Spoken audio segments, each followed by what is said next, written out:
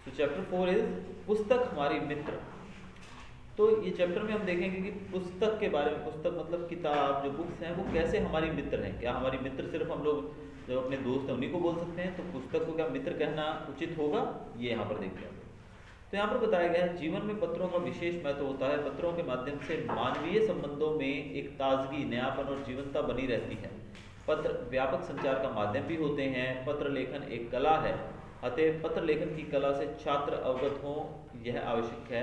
इसके साथ साथ एमएमएस, एसएमएस, ईमेल और फैक्स के ज़माने में भी पत्र शैली का विकास करना मुख्य उद्देश्य है।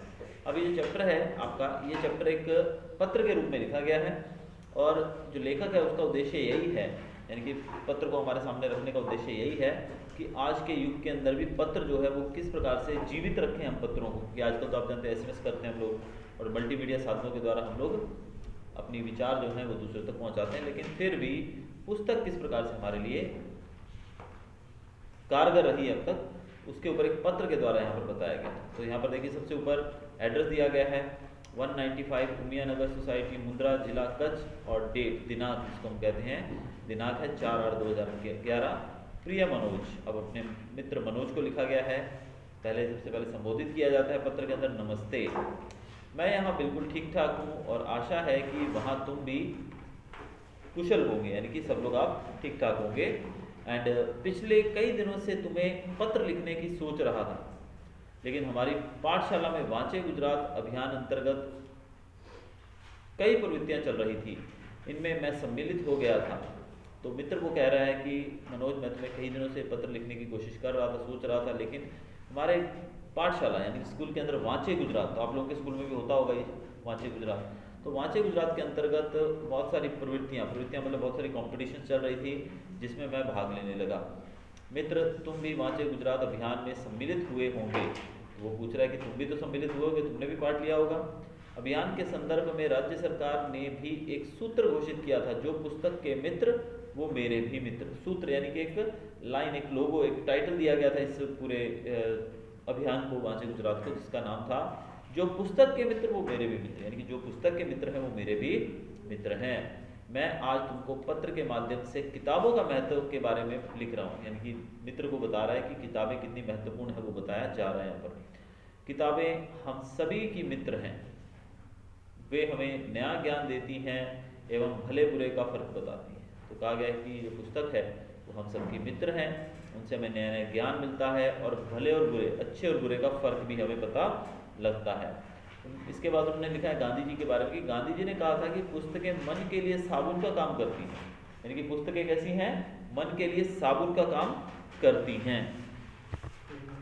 तो गांधी जी ने कहा है कि पुस्तकें जो हैं, किताबें जो हैं, हमारे मन के लिए साबुन का काम करती हैं। जैसे साबुन हमारे मन से, हमारे हाथों से, हमारे शरीर से मैल उतार देता है, उसी प्रकार पुस्तकें जो हैं वो भी हमारे शरीर से, हमारे मन से, मन को स्वच्छ कर देती है, साफ कर देती हैं। मन में जो अज्ञान है, अंधकार है, उसे मिटाकर ज्ञान का संचार करती है। तो गांधी जी के अनुसार कि पुस्तकें जो हैं हमारे मन के अंदर जो अज्ञानता का अंधेरा होता है उसको मिटाकर वो ज्ञान का संचार यानी कि ज्ञान का उजाला कर देती हैं। किताबें ज्ञान का स्रोत हैं जिनसे जिज्ञासा की पूर्ति होती है। इतना ही नहीं, ज्ञान और विज्ञान को गतिमान रखती हैं। किताबें मूल्यवान हैं, हमें इनको पढ़कर हमारे जीवन को सजाना एवं संवारना चाहिए। तो किताबों के बारे में कहा है कि किताबें ज्ञान का स्रोत हैं, यानी कि किताबें they are source of knowledge, knowledge हैं उसके अंदर भरा हुआ, यानी कि ज्ञान का खजाना है वो। और इससे हमारी जिज्ञासा भी शांत होती है, यानी कि कुछ हमें जानना होता है, कुछ उत्सुकता होती है, तो किताबें पढ़ के हमें उसकी जानकारी भी मिल जाती है। और अगर किताबों की बात कही है उन्होंने कि किताबें बहुत ही मूल्यवान हैं, यानी कि बहुत ही कीमती हैं और इनको पढ़कर हमें अपने जीवन को सजाना संवारना चाहिए। मित्र, मैं ऐसा कहना चाहता हूँ कि मुझे पैसा नहीं पुस्तकें चाहिए। तो यानी कि कितनी बड़ी बात है यहाँ पर कि मुझे पैसा नहीं पुस्तकें चाहिए। लेकिन आजकल तो लोग बोलते हैं पुस्तकें भले बाद में ले लेंगे लेकिन पैसा चाहिए। तो वैसे हमारा जो मंत्र होना चाहिए वो ये होना चाहिए कि मुझे पैसा नहीं पुस्तकें चाहिए, क्योंकि पुस्तकों से हमें आंतरिक शुद्धि मिलती है, ज्ञान मिलता है।